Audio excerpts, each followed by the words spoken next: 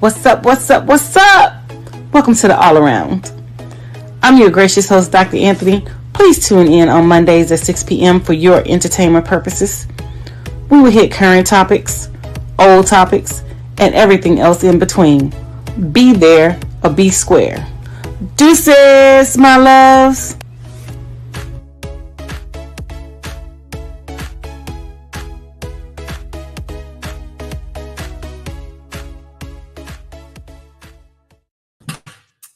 Hi, welcome to another great episode of the All Around. I am your gracious host, Dr. Anthony, and we have some amazing topics that we are going to discuss tonight.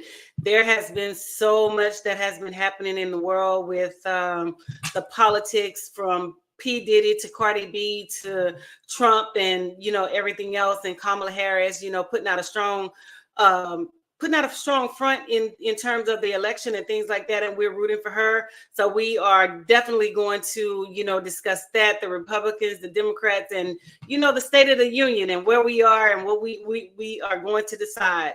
So without any further ado, let's go ahead and bring out my producer, Mark Lee, before we get into these hot topics. No problem. How you doing, beautiful lady? I hope that the weather is. I'm doing good. I hope the weather's holding up for you and all along those lines, because I know that we had Helene hit us a little bit here in North Carolina a few days ago, and I think Isaac and some other storms are brewing and everything. My mom actually sent me a picture of her backyard in her house, and it looked like a little mini river was there and everything. And then a couple of other people sent me some pictures as well, and I'm going like, yeah, there was a little bit of folks that were hit by some negative weather, kind of what y'all are used to there when you are back in your home area of Louisiana and everything. But yeah, we get out a little bit of that weather, and there might be some more of that weather coming in the not too distant future and everything. But definitely it's been quite interesting seeing how the weather is cooperating. And to your point about Kamala Harris and Trump and everything going on, as I was telling a friend of mine, I think that one of the best moves I've ever seen, and it was actually kind of funny, is that Trump decided he wanted to go to a big rivalry game, because if you know anything about football, and I know you do, the SEC has got some big rivalries, whether that's Alabama and Auburn or Alabama and Georgia. And I think he went to the Alabama-Georgia game and everything. And Kamala Harris went and got one of those planes and basically asked him, so where you at, sucker? Why ain't you over here ready to debate me and everything? So she basically had that flying over the stands and everything, basically asking, hey, I'm here. Where you at? I'm ready for number two. Where are you at? Are you like scared of me or what's going on? So she basically taunted him and everything. So sometimes you got to taunt your opponents. And basically she was like, I'm ready. Well, are you not ready? Are you scared? Oh, he's definitely scared. I mean, he tried to say he won the debate. He did not win the debate at all. He was spewing lies and, misinformation and, things like that or whatever. So it is definitely, interesting that, that all these people are out here creating these different little sound bites of, misinformation and like that, saying that she has not yet to answer questions. And I'm like, have you not been listening? Is the lingo too above your grade level to understand? She has always answered questions, and she has done it in a way that has been eloquent and, forceful, without the whole rhetoric from, his point of view and his tactics and things like that. And, for me, it's just about how he's trying to basically humble a Black woman by calling her the wrong name, calling her Kamala and things like that or whatever. And we all know that Kamala was a wrestler in, back in the day. You remember Kamala the wrestler and things like that. So he's basically disrespecting her by mispronouncing her name and things like that. And then you have Sarah Huckabee Sanders, who looks like a freaking man, talking about, she needs to learn her place. And what is her place? So y'all talking this white lingo or whatever, talking about a Black woman needs to learn her place. So she's too brazen and she's too out there for you, talking about she needs to learn her place. She needs to be humble. No, she is humble. She's stepping out on what she has accomplished, which is her degrees and her Juris Doctorate and, things like that. What has Trump accomplished? Nothing. He even tried to fabricate, his transcripts to Penn State. He was talking about, he didn't want his transcripts out there and he was going to sue and this, that, and the other. So who is the one that needs to be humbled and, need to be put in their place is him, not her. But again, it just goes back to that, we have to shut down a Black woman and we have to humble her type attitude and, things like that or whatever. But, the American people are ready to send Trump to jail. So that's what we're going to do on November 5th. When we go vote, we're going to send his ass packing and all the way to jail. Pack him all the way to jail. And apparently, Kamala Harris got a very important endorsement, and that came down earlier today. So the New York Times heartily endorsed her candidacy while repeating how unfit for office ex-President Donald Trump is. So a lot of people pay attention to what the major newspapers are saying, and apparently the New York Times came out and they did have some harsh words for the vice president on her campaign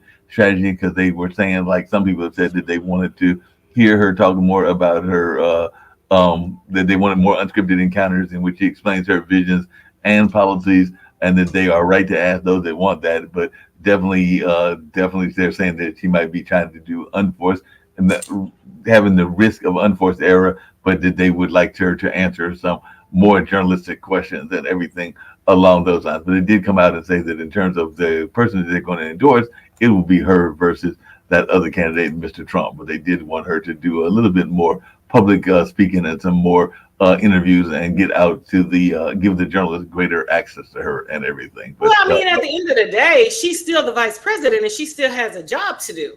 Right. Trump is a broke down, laid back, lazy businessman who has failed, policies and failed businesses and things like that. So he has nothing else better to do. So she has to, incorporate her daily functioning as the vice president into, the political regime of, trying to get in those, interviews and things like that. And we're not worried about her interviewing and things like that. It's the other folks that's worried about, oh, she's not interviewing. We don't have access to her. No, you have access to her. You have access to her when she have access to, be able to do what she needs to do and things like that or whatever. I don't care how much Trump is out there. I don't care how much JD Vance is out there. All they do is just make an idiot out of themselves. He was down, in some part of Virginia talking about the eggs of $4 and $5 a gallon, but in the back of in his background, it shows that the eggs are $2.99. But that just goes to show you how out of touch they are with reality, and that they're spewing lies and BS and things like that or whatever, just to, try to drive home a point about, the inflation of groceries and trying to blame a Biden administration. This is not from a Biden administration. This is from a Trump administration. They fail to realize that when they were, banning all the Hispanics and banning all the illegals from, working and things like that, that drove inflation. That drove everything when they couldn't go out and harvest the crops, when they couldn't go out and build the homes and things like that or whatever. All of that stuff played a role into driving up inflation. And what did the Big Brother do? Big Brother capitalized on it and things like that or whatever. So quite naturally, they're going to try to blame the Democrats, but this is not a Democratic issue. This is a Republican issue. You created this issue. You created this, and now you're trying to blame the Democrats, like talking about, what he did when he was in office. You did absolutely nothing. You caused nothing but constant chaos. We had so many people die from COVID because of your lack of leadership and your lack of control and command over the COVID situation, that it just got out of control because you want to say it was a Chinese disease and things like that or whatever, and you did not put certain measures and certain policies and positions into place so that we could be readily prepared when President Obama handed you a playbook, but you chose to ignore that playbook and you chose to do what you always do, go off on a tangent and try to wing it, in which you fail miserably and things like that. And we fired you one time and we're going to fire you again. Well, speaking of folks getting fired, we got this crazy person down here in North Carolina that wants to be governor, and apparently he got caught on certain websites and everything because he was over there looking at certain pornographic websites and was writing all kinds of comments, including the fact of being a black Nazi and a number of other things. And apparently, and I do not claim to be the greatest wheel in the wheelhouse. There are some people that are smarter than me. There are some people definitely that are dumber than me and everything. But apparently this past weekend, he got treated for burns he suffered when he went to a truck show at the Mayberry truck show in Mount Airy, and yeah, I've said Mayberry because Mount Airy is even featured in the Andy Griffin show and everything. But what makes you think that you're going to touch an exhaust pipe at a truck show and not get burnt? Because that, to me, I don't even know why you bothered to touch the exhaust pipe in the first place. Because last time I checked, the exhaust pipes are hot. So why have you bothered to even bother to touch an exhaust pipe? And if you touch the exhaust pipe, aren't you expecting to get burnt? I mean, stupidity is just stupidity. Stupid is as stupid does. You know what I'm saying? And I'm quoting from what was the film from back. Stupid is as stupid is. And I mean, he's doing just ignorant stuff. It's clear that he has sold his soul to the devil and things like that, and he wants to be likened to the Republicans and to white people and to white supremacy and things like that. But he just don't understand that just shows his level of ignorance, because he's the same person that says that he wants to bring slavery back and things like that, and slavery was the best thing to happen to America and to blacks and things. I'm sorry, I have the hiccups. No, you got the hiccups. And by the way, that movie you were trying to remember was Forrest Gump. Always said, my mom always said life was like a box of chocolate. You never know what you're gonna get, and everything along those lines. So there was but I mean, in that. But it just goes to show how ignorant he is and how he has, pretty much sold his soul to the devil and sold his soul, to be likened to, to these white people like it's a badge of honor. And I'm not racist or anything, but I'm just calling it what it is. And, you want to be out there talking about you're a Nazi and you're this, you're nothing. You're not a Nazi. You know what I'm saying?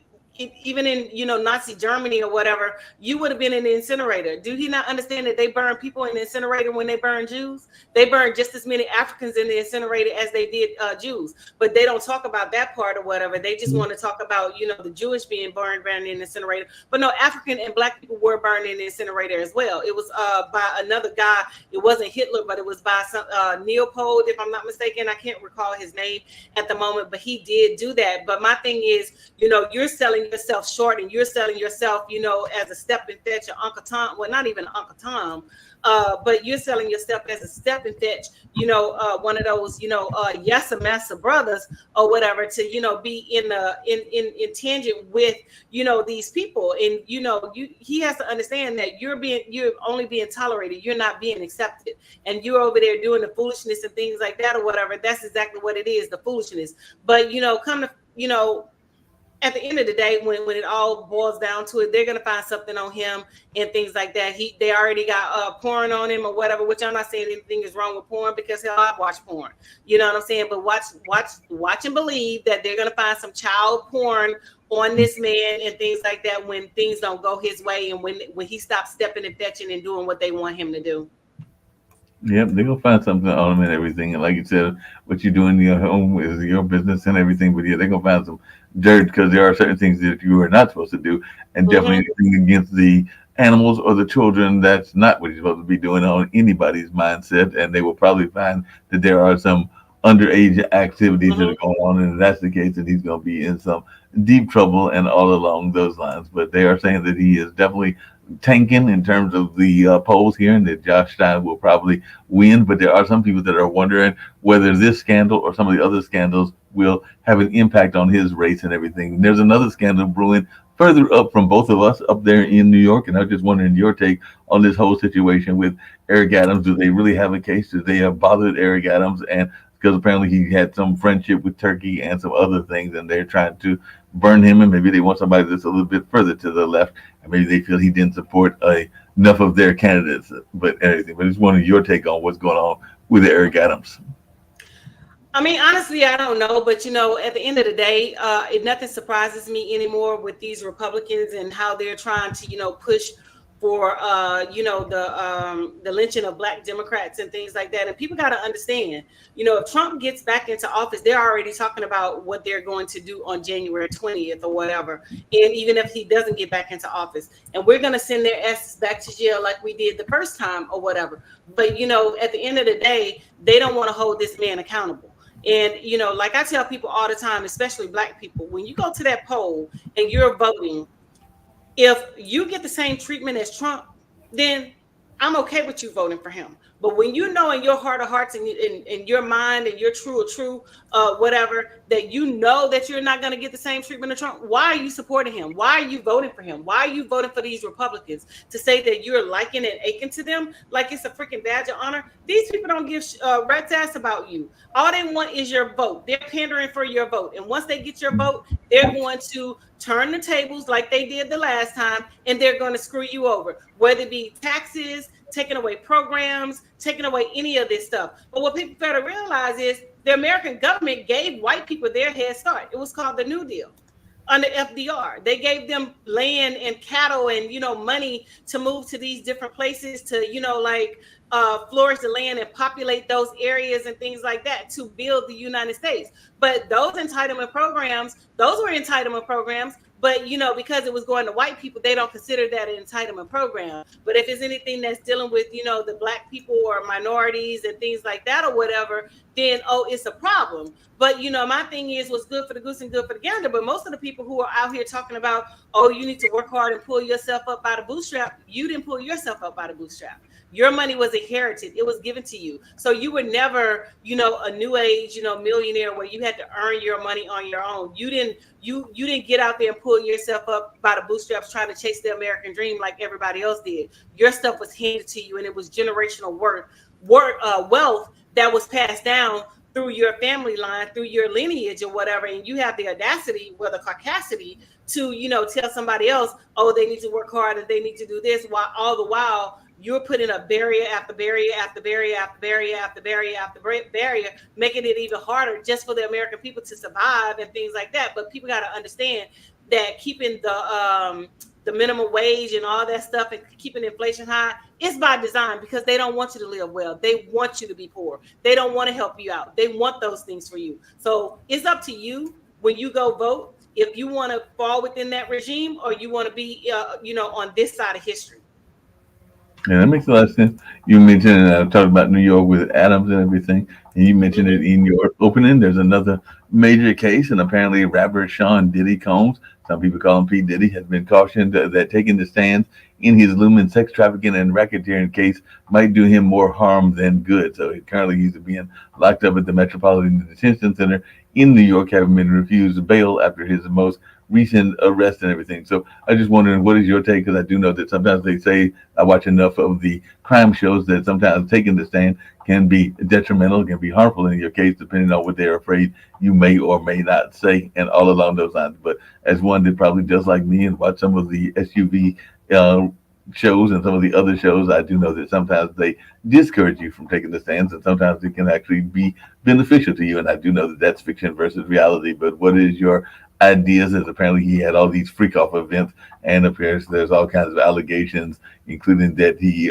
abetted sexual impropriety with the provisions of rooms decked out with controlled substances, baby oil, lubricants, extra linen, and lighting for these various parties that he had. So I guess he's trying to say that these parties were as bad, if not worse, than the Epstein parties and everything. But what is your take on this notion of him taking the stand? I mean, honestly, I really don't care, because what he does has no effect on me and things like that or whatever, But, like I've been telling people about the whole Diddy situation, at some point you stop being a victim and you start being a willing participant. If you stayed there 10, 15 years, you're not a victim. You are a willing participant. And people, they go out there and sell those. So, and don't get me wrong, I'm not saying Diddy was right by no means. I'm just talking in general. People go out there, sell their souls, chasing that dollar. They want the fame, they want the notoriety, they want this and they want that, and they're doing any and everything to get it. And now that is being publicized, I'm a victim, it was a problem, and this, that, and other. But when you were out there chasing the fame, the notoriety, was it a problem then? Because my thing is, you could always walk away. You could always let somebody know. You could always say, hey, this is going on, that is going on, and things like that. I know I've been propositioned with some stuff. I was like, no, I don't get down like that. I walk away. You know what I'm saying? So at the end of the day, it's about you, your morals and values and things like that or whatever. So, I mean, hey, it can't be no worse. You know what I'm saying? They say that they have videos and, this, that, the other. Why can't he defend himself? Go up there and talk. Yeah, he can go there and talk and everything. But, there's an old saying we talked about on this show. I know other of my friends have talked about it, but there's an attitude that people have that I guess what happens in certain areas stays in those areas. I know that the old saying is what happens in Vegas stays in Vegas, because definitely a lot of interesting activities could be going to those people that are going to Vegas, whether they're going as married couples or as individual relationship couples, or whether they're going as just single individuals that are stumbling into environments and everything. And I think the same thing can be said about South Beach. And I've heard that there are places, and there's one here, ironically, in North Carolina, out in Charlotte, that is a apparently a swingers paradise and everything. And I'm sure that what happens in But those that's just places the thing, stays in Mark. those places, huh? I said that's just the thing, Mark. These people are adults. You know what I'm saying? At the end of the day, you can't make these people do anything that they don't want to do. You know what I'm Right. saying? I've even been propositioned with the swingers thing and stuff like that. Like I tell people, that's not my style. Right. Whatever makes your boat float, whatever you do is you, and that's on you. Just keep that crap away from me. You know what I'm Right. saying? We can be friends, we can hang out, we can go drink, we can go to dinner, we can do all that stuff. But whatever you do behind closed doors, I'm not interested in what you're doing behind closed doors and things like that or whatever. So, whatever they got going on is what they have going on. But it's so funny how, everybody is talking about holding Diddy accountable and things like that. But you said nothing about Trump when he sexually assaulted women. You said nothing about Brett Kavanaugh when he sexually assaulted women. And y'all allow him to be on the Supreme Court, and y'all allow Trump to, be in office as the president of the free world of America. So, my thing is, you can't have it both ways. It's either you're against the foolishness or you're not.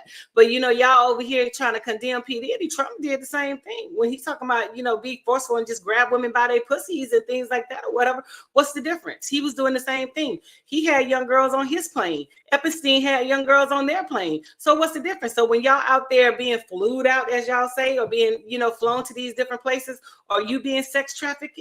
Because you know what the expectation is when these men are flying you out and spending all this money on you, or are they being perverted and being considered your pimp and things like that or whatever. So my thing is it depends on the situation. Hugh Hefner had parties with young underage girls when they were, modeling for Playboy magazine. Y'all didn't have a problem with that. Nobody said anything about that, and he made money off of it. You know what I'm saying? But y'all all have something to say about P. Diddy and what P. Diddy has going on and things like that, which I'm not condoning anything that P. Diddy has going on.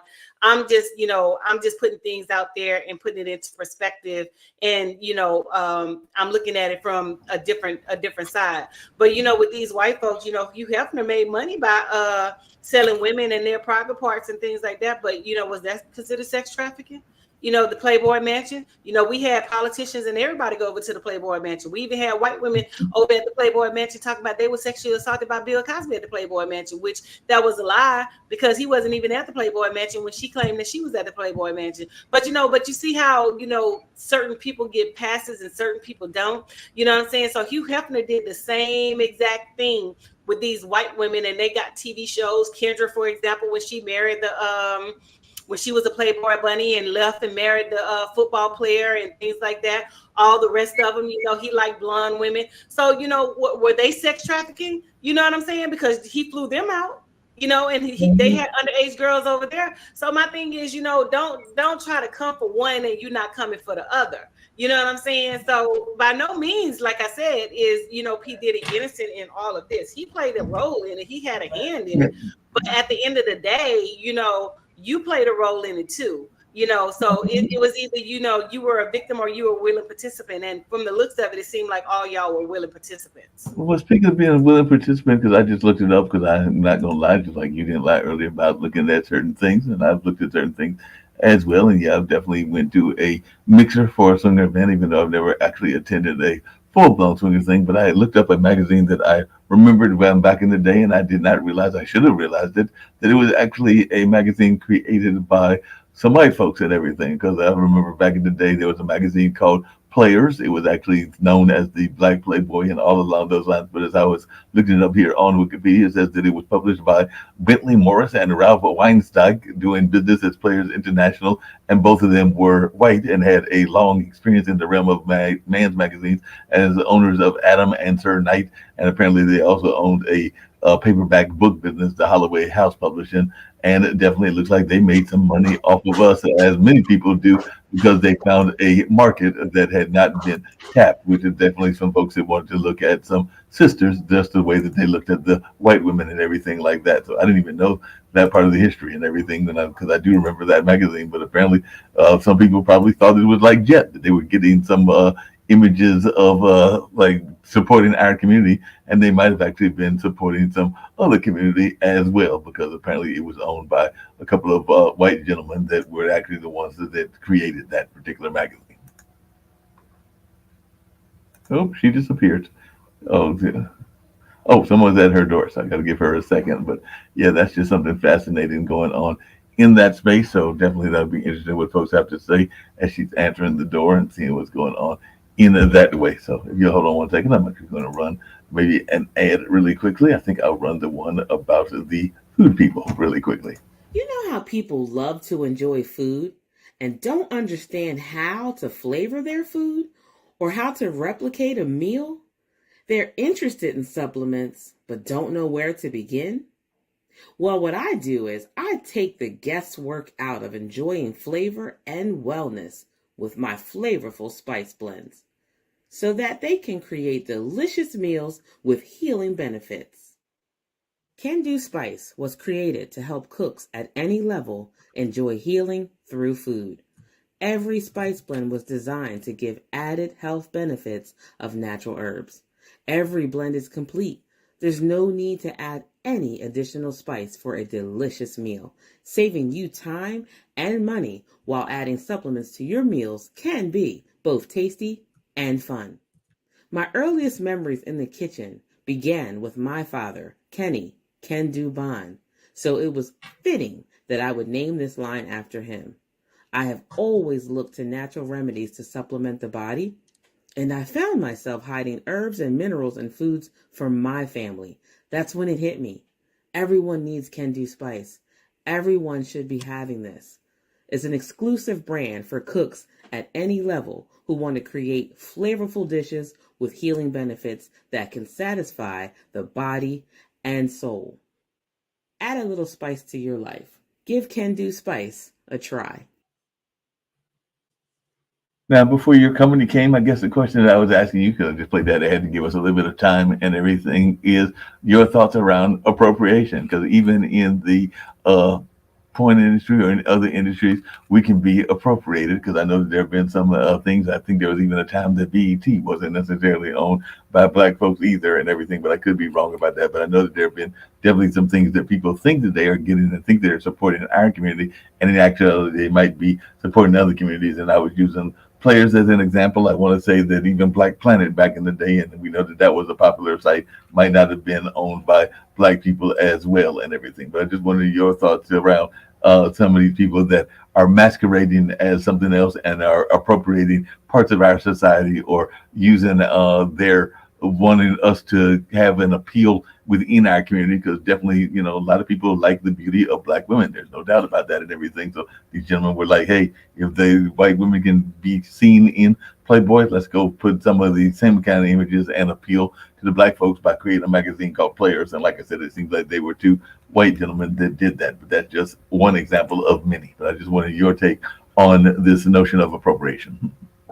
Well, I mean, you know, all of the black community has been misappropriated in some form or another, from, you know, like the food that we eat to the clothes that we wear to, you know, like makeup to hair products and things like that. Because a lot of the, you know, the African pride products and things like that, that's not created by that's not a black owned company. It's a white owned company. They're just using the terms African pride and things like that. So that's why we have to be vigilant about, you know, knowing the products that we're supporting, and, you know, the hair care lines and, you know, things like that or whatever. So when we see these products and these things that are being advertised, we need to put it out there that, you know, these are not black owned companies and things like that or whatever, so that we can let people know that, you know, hey, you're not supporting a brother or sister, you're supporting somebody who's appropriating as a brother or a sister or whatever. But, you know, they've been doing it for some time now or whatever, you know, just to make that bank and make that money. Because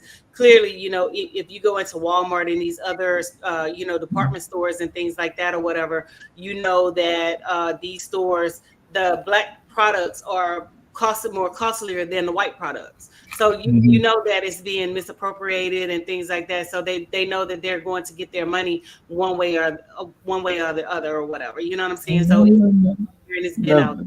No, that makes a lot of sense. But as I'm reading the Wikipedia about players and everything, it says black-owned media like magazines, newspapers, and media have acted as a way for promoting black excellence, equality, social justice, and news in the black community for generations. Due to segregation and discrimination, there has always been the need to create "quote-unquote" safe black spaces to produce black content.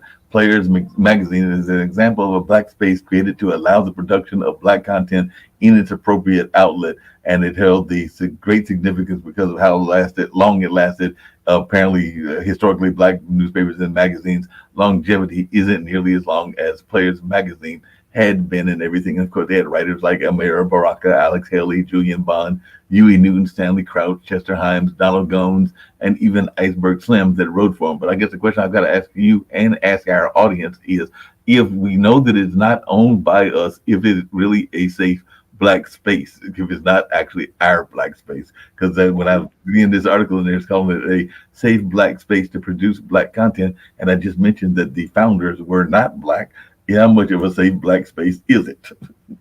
But the thing about it is, no space is safe if it's out on the internet and on the World Wide Web. There's no safe space unless you're inside of the confines of your home and things like that or whatever. Otherwise, it's no safe space. All they're doing is just taking your content, copying it, and then they'll pay the white creators and things like that, but they want to give you pennies on the dollar without giving you credit for your dances, your music, your moves, your sayings and things like that. So I wouldn't trust any of that. No space is safe. Even if they're claiming that it's a safe space for blacks and things, because somebody somewhere is always, lurking, watching, copying, videoing and things like that. So I wouldn't necessarily say that that's a safe space, and I would operate as if it's not, because it's not, honestly. Well, speaking of safe spaces, I'm probably going to get us into all kinds of trouble because I'm going to open up a can of worms, both with you as well as with myself and everything. But one of the things that came up in Jet as well as in Players Magazine, and it exists even today in society, and I can say this as a person of the group that I'm going to mention, is this notion of light versus dark skin. Because apparently, while that was an issue, and apparently this woman named Morelli Miller Young did some research on the adult entertainment industry called A Taste for Brown Sugar, primarily colorism and the myth of prohibition, and she wrote about colorism through its link to the antebellum era. And definitely there have been some folks, including her, that talked about how Jet, a very popular magazine, highlighted primarily lighter skinned models on its cover, and apparently that's what Player did as well. So I just wonder, is this something we've got to get past? Is this notion of the colorism issue, as well as it's still prominent in the year 2024 and everything in that space? Because I do remember Jet was very popular, and a lot of lighter skinned women were those that were in that middle centerfold. I mean, the thing about it is, we still have colorism, to this day or whatever. They always say, like the lighter the skin is or whatever, the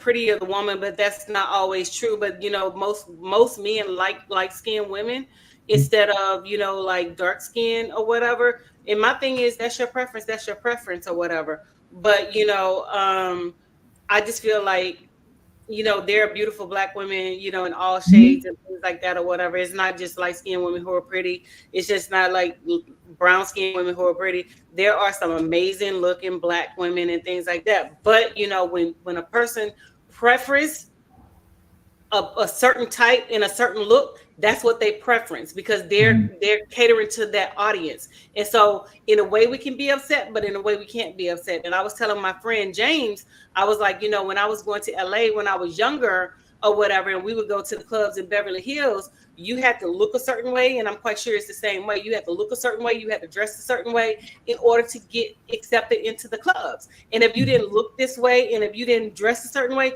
you were not allowed to go into the clubs or whatever. So, if I wouldn't have experienced it for myself, I wouldn't have, necessarily believed it. But, they look you up and down, they're turning you around to make sure that you are what one of their clients will want to see in a woman in the club. Is it right? No, it's not. But these people are paying top dollar for, a certain look and a certain type of woman to be in that club. And I remember, what was the court TV lady? It wasn't just Judy. It was a man with the first court TV or whatever. The lady was on there, and she was like, she was trying to sue the club because she said that the club discriminated against her because she was dark skinned and she wasn't allowed to go into the club. And so she did not win the case because the club catered to a certain type of woman, and that's what their patrons want, a certain type of woman. So they wasn't really necessarily, liable for discrimination because they were catering to what their patrons wanted. Now, are you free to try to go to the club? Yes, you are. But are you free to try to change the club's, criteria? No, you're not. Yeah, that So, makes a I lot of mean, sense. Yeah, that makes sense. What do you say to folks? Because this is another stereotype that existed for a while, and all along those lines, when people want to put out the notion of sisters being hypersexualized, or that whole notion of being baby mamas or the sex crazed gold diggers, or some of the other stereotypes that exist out there in some of the magazines of the past, and even some of the media of today play to some of these stereotypes, including the stereotype of the welfare mother and everything. So, what do you say to those folks that try to put these stereotypes on your fellow sisters? well, the stereotypes are already there. Where do you think that? Let's address the elephant in the room. Where do you think the stereotypes came from? They came from black men. Mhm. So my thing is, if black men would start appreciating their women and stop, with the stereotypes, oh, you just a baby mama, you just this, you just a gold digger, you're just that, or whatever, then everybody else will fall in line. But because black men are, putting this out there and saying all of this towards black women, then they feel as if, they can say it too. Prime example, Eminem, he's a black man and he's coming from Megan Thee Stallion, came from Megan Thee Mhm. Stallion. So instead of y'all putting his ass in his place, y'all telling Megan Thee Stallion to stand down. She don't need to go toe to toe. No, what you need to say is to this white boy, you don't need to be disrespecting his sister. That's what you need to say, not Mhm. telling her that she needs to stand down. But you see how it's twisted or whatever. So if the black men start respecting their sisters, their aunts, their cousins, their mamas, the mother of their children and things like that, everybody else will fall in line and start respecting, black women and things of that nature. But like I said, the stereotypes are already there. We can't control the stereotypes. They even call First Lady Michelle Obama a baby Mhm. mama. You know what Mhm. I'm saying? So the stereotypes are there and they have been there and they're not going to go anywhere until black men stop utilizing the stereotypes and perpetuating that nonsense and perpetuating that black women are nothing more than those things. When they stop doing it, everybody else will stop doing it. That's very much true, and I definitely agree with you on that. And definitely got to have a better attitude in that regards and everything. And right now, I'm going to make a slight plug for our show, meaning it's actually your show, the All Around Show, and all along those lines. So, if anybody is interested in being a sponsor for the show, please get in touch with either Dr. Anthony or myself, and we will give you a spot to advertise on the show and everything. The one that I played in the in between is an example of what a spot can look like, and that was actually from a sister organization, because that's actually from another Pod TV show, and she's one of the co-hosts of the show that is every Thursday afternoon and all along those lines. So that is the Empowering You, I think is the name of that show, but it's Barbara J. Smith show and everything. But that young lady is the co-sponsor or the co-host of that particular show. But definitely, we got to get some sponsors on all these shows, including yours, because we need about 100 of them on your show. So if they're interested in getting a spot, definitely get in touch so we can put together a spot like that, or a spot that's better than that, so that we can have some advertising revenue coming into the network, and Oh, particularly into Dr. Anthony's pocket. definitely. So yeah, but like I said, if it wasn't for the black men out there, doing what they're doing, nobody else will feel comfortable about doing what they're doing. They're out there disrespecting black women, calling us gold diggers. But my thing is, where's your gold? Like, where's your gold? And then the funny part about it is, Mark, like a lot of black women are handling their business and doing things on their own, and making things happen. And black men have a problem with that as well. Mhm. Oh, you're too independent. You don't need a man. You don't need this. You don't need that. But I mean, you can't have your cake and eat it too. In one breath you're saying that you want an independent woman who can do this and who can do that, and then in another breath you're saying, oh, she's too independent, and she'll never get picked and she'll never do that. Baby, just understand, you're not for her. You're not for me. You're not for them, and things like that. The right man will, do what he has to do to make sure his girl is good, to make sure his woman is straight. But, it's always the ones that don't have anything, that can't bring anything to the table, are the ones with the loudest bark and the loudest, information and the loudest, complaints about, Black women and what they got going on. I mean, I take trips at least once a month, twice a month or whatever.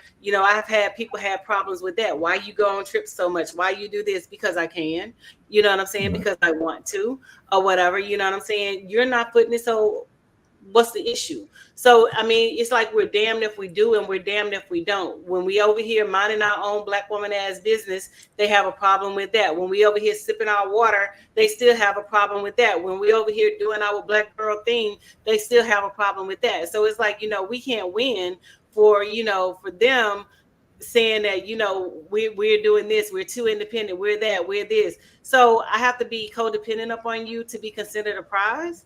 You know what I'm saying? That make it make sense. Like seriously, make it make sense. And I'm not codependent because when you allow yourself to be codependent on somebody, that changes the whole dynamics of things. They feel like they can handle you any kind of way, they can talk to you any kind of way, they can do this, they can do that. You know what I'm saying? But it's just not happening over here or whatever. And I've heard men say, oh, she's too educated. She's not going to get somebody because nobody, wants to deal with a woman who's too educated. So you want me to be a damn duck? You want me to be out here just, wagging along and, whatever you say. If you say bark, I bark. If you say jump, I say how high. So that's what you want. You know what I'm saying? You want a robot? Well, you ain't getting it over here. And you're not getting it with most sisters. No, most sisters are not going to put up with that and everything. But, there is another sister out there. I think her name is Aaliyah Wright, and she has decided to write a book. And who knows, maybe the book will be turned into a movie because she is got something that we oftentimes don't have and everything, because she's writing a book with alluring villains and a dynamic Black female hero, because she's got a debut novel called Now You Owe Me. And apparently in the novel is something that we don't have that much of in our actual society, which is twin serial killers and the Black hero and everything. So I just wondered your thoughts on sometimes when we even create books that are outside of our norm and everything, because I don't know how many Black writers there are that are doing those kind of books. But this is something I looked up when I looked at some of the news coming out of the Root and everything, and they were talking about this particular writer, Aaliyah Wright, and their book Now You Owe Me, which apparently has got twin serial killers and a Black female hero. I mean, we have people that have written books and things like that, but it's just, if they are willing to, accept books that are written by, Black females and Black authors and things like that. It's not that we haven't written books. We have, people just don't support Black artists, Black authors. I've written 2 books and, people don't support me, so it's not that, the content is not there. It's just that we just don't have the support. And that's just the bottom line. So yes, we know that, we have the capabilities and we have the talent to do all those things, but we just don't have the support. And that's just the bottom line to it. We just don't have the support. Well, speaking of not having support, there's a very touching and I guess very emotional thing that a major star is going through and everything. And apparently this is In Living Color star Tommy Davidson, who has been opening up lately on certain media outlets about his emotional journey to understand and accept his transgender son. And I do know because I've actually got a friend that's got a transgender in their life as well. It's actually one of my exes and everything. But I just wanted your thoughts around how we do in terms of accepting certain things in our society, whether that's the transgender community or even the LGBTQIA community, because I know yesterday here in Durham was a very big day. I unfortunately did not make it to it, but they had their big pride celebration on Duke campus and everything. But how do you think we do in terms of accepting those that are part of other communities, namely those that are in the LGBTQI community? Because apparently this is something that Tommy Davidson has been reflecting on in some of his comments as well. Well, I mean, to each his own. With the older generation is not as easy when it comes to like accepting transgender, LGBTQ. I mean, because I have it in my family or whatever. My little brother, he's transgender and things like that, but my father still calls him Micah. He does not address him by his transgender name. He still refers to him as his son, not his daughter, and things like that or whatever. So, people are going to believe what they're going to believe, and you can't change their beliefs. You either deal with it or you don't.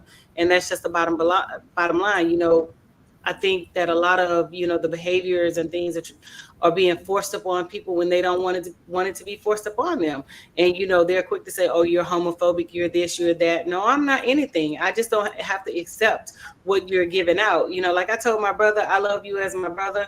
You know what I'm saying? Whatever you got going on is what you got going on. Just don't bring it to me. You know what I'm saying? I'm not participating in what you got going on. I'm not participating in your world. You always be my little brother. And that's just what it is. You know what I'm saying? So like I said, to each his own, whatever you got going on is what you got going on. Does that mean I hate gays? And does that mean I hate the LGBTQ? No, it does not. Some of my best good friends are in the LGBTQ, committee and things like that or whatever. And, we're down for each other. We hang out, we go to dinner, we travel together, we do all that stuff.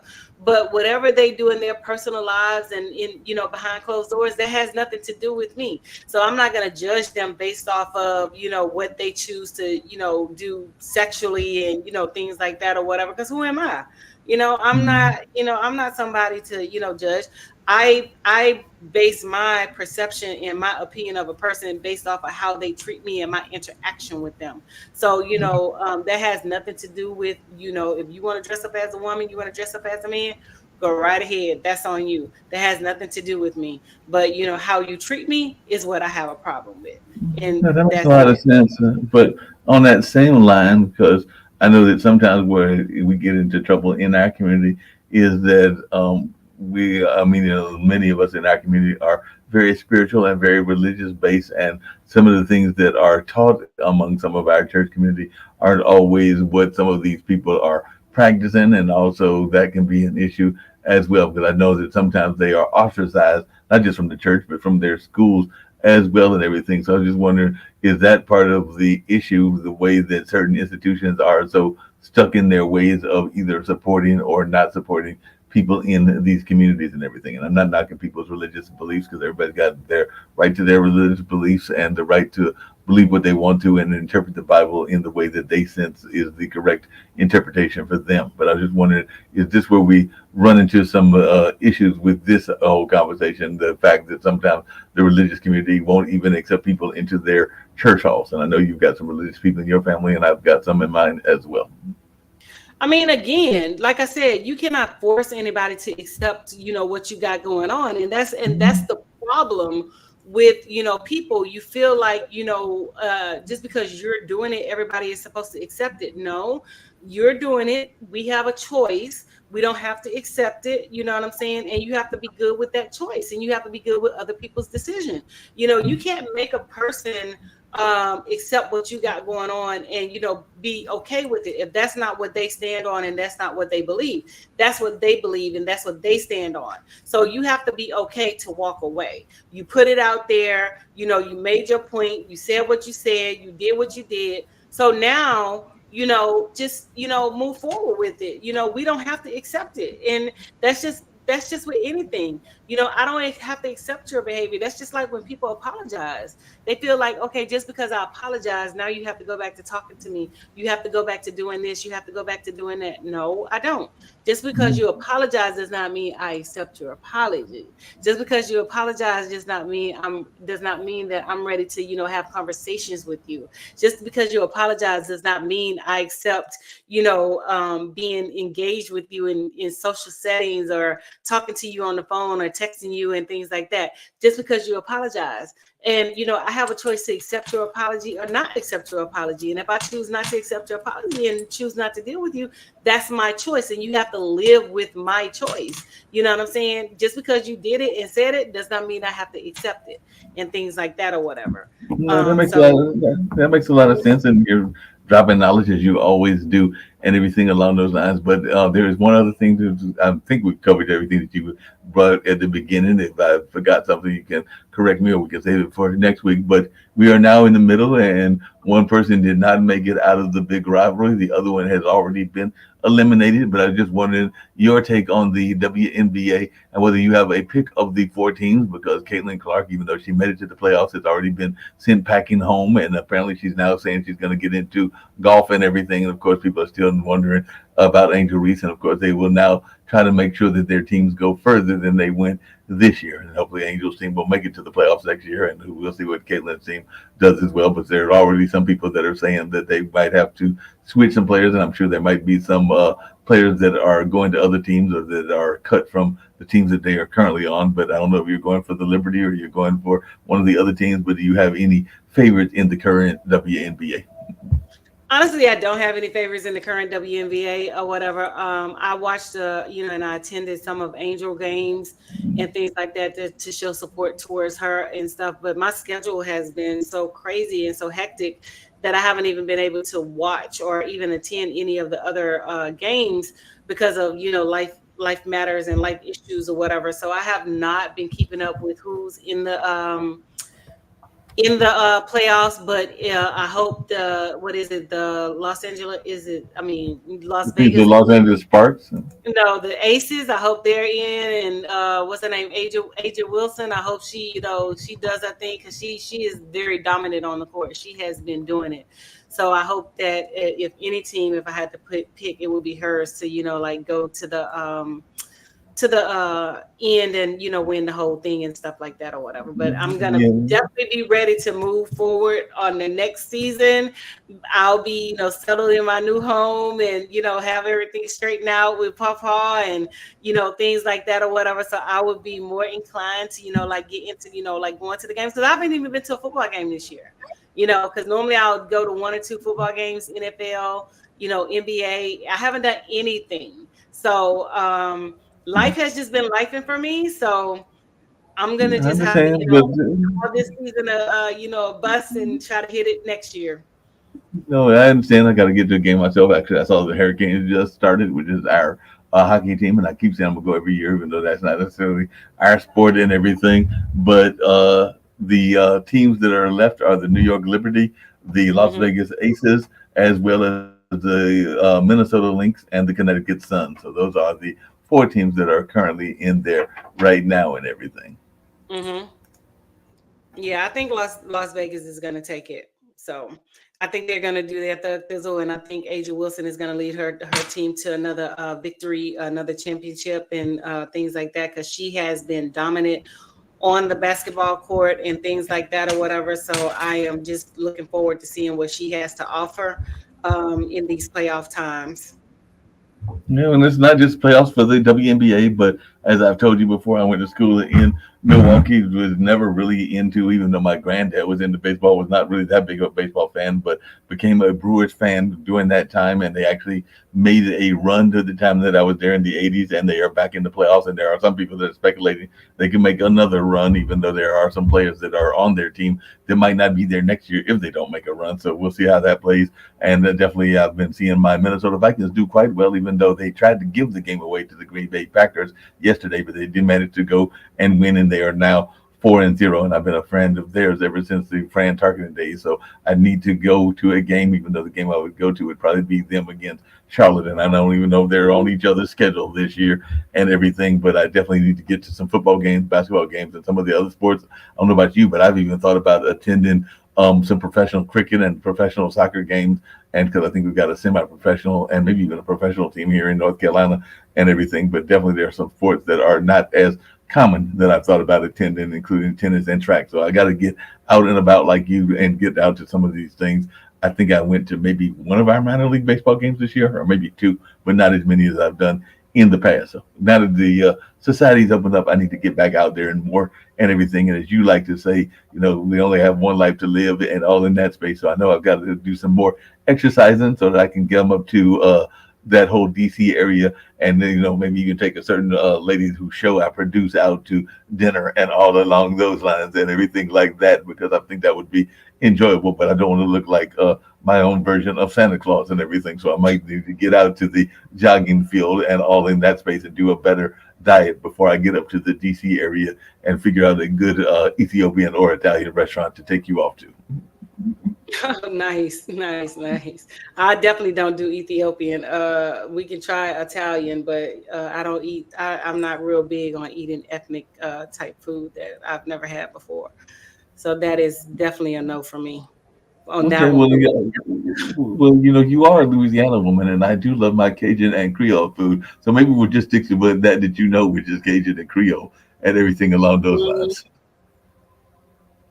Yes, indeed. Always, always good Cajun Creole and stuff like that or whatever. That's always the best. So yeah. But yeah, I don't have company. Somebody rang my doorbell, and when I went outside, they were gone. So I can't wait to get my cameras and stuff. I'm still waiting on them to send me my cameras. As a matter of fact, I'm going to call them today when I get off the phone with you and inquire as to why I do not have my freaking doorbell camera and things like that or whatever, to see what's going on and stuff like that or whatever, because I don't need you ringing my doorbell, because that's a problem for me. And yeah. So yeah, with that being said, make sure you guys have protection. Make sure your cameras are installed, because you never know when some crazy person is going to come to your door like they just did mine and ring on your doorbell and things like that or whatever. Because I wasn't expecting nobody. Janet came by earlier and I knew she was coming by, but as far as anybody else, no, I was not expecting any guests, because I really don't have guests at my house. So yeah, that was crazy. Yeah. And security is an important topic to talk about, and definitely folks need to make sure they've got their cameras situated. Even apartments, sometimes we'll have people that have private cameras as well. And you're right, some people will bugs come and mysteriously knock on your door and cause trouble. And we also know that there are a lot of people that, if you're not careful, will get to know your habits and will even steal some important things. I know some people that have had packages stolen that they were expecting, including some important packages. Definitely. Try to find out, your patterns and habits and things like that or whatever. But, they can't, it's like Fort Knox over here. So it's like, you can find out whatever you want to find out. You can look at whatever you want to look at. But again, it's like Fort Knox over here. So it's no getting in, and, it's highly secured. The neighbors got cameras. I have cameras inside and out. So yeah. And I mean, it's nothing of value in here anyway, nothing to, anybody else, but just for me. I mean, if you want to steal my books and steal all my pictures that I have plastered around my house, then, go right ahead. I will, bid you adieu, and I will let you do that or whatever. But, back on this politic, train or whatever, you guys need to really get out and vote, and you need to understand who you're voting for and what you're voting for. Your rights are being threatened and you don't even know it. They're threatening your rights right up under your nose. So you need to really understand what's at stake here. So the it's either you're going to side with the criminal or the prosecutor. And from where I'm sitting, I want to side with the prosecutor and not the criminal. And because we already know the criminal has 34 felonies and has a lot of more cases that are about to come up. They're trying to basically, save face with, saying that they're not going to try him until after the election because they think that he's going to win. He's not going to win. The American people are going to send him to jail where he needs to be. He needs to be held accountable. And we need to set a strong precedence to all of these people that if something is done improperly, that they need to be held accountable. And that's just the bottom line, that they need to be held accountable. And there's no way to, get around it other than, accountability and, things like that or whatever. And if you are good with, people committing crimes and not being held accountable, then, hey, that's on you. But just know, if you're a person of color, if you do anything, if you spit on, walk off the sidewalk and spit on the pavement, they're going to come for your ass. If you're smoking and, you're not supposed to be smoking in a certain place, they're going to come for your ass. So when you go to those polls and when you pull that lever or you press those buttons, you remember all that when you're voting for those, redneck Republicans and things like that, who you're trying to be in tandem and aching to. So, that you can be so-called tolerated and things like that, because at the end of the day, you know, they're not going to stand for you. They're not going to march for you. They're not going to walk for you. They're not going to pray for you. They're not going to do anything but say, oh, you shouldn't have done it. You know what I'm saying? So with that being said, Mark the Clock on the Wall says that's all. You know, we had an awesome show. We had, you know, great conversations and things like that. And in the future, I am looking to bring on some people so that we can have a roundtable discussion and things like that or whatever to talk about, you know, politics, the humbling of Black women, and some other things, education, special education, and, you know, things of that nature, so that we can dig deep into some of these topics. And I want to get some different opinions. So if you're out there in, you know, digital media land and you would like to be a guest on my show, hit me up and let me know. And you can definitely come on to, you know, discuss the roundtable topics that we have set out for you. So again, with that being said, the Clock on the Wall says that's all. Make sure you tune in, click like and share, and let's get those numbers up in the States. We're doing pretty good across the world, but we want to hit those numbers in the States. Yep, got to get those numbers up. And as always, I appreciate you, and we're out of here.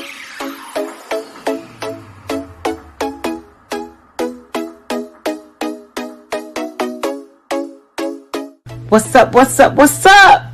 Welcome to the All Around. I'm your gracious host, Dr. Anthony. Please tune in on Mondays at 6 p.m. for your entertainment purposes. We will hit current topics, old topics, and everything else in between. Be there or be square. Deuces, my loves.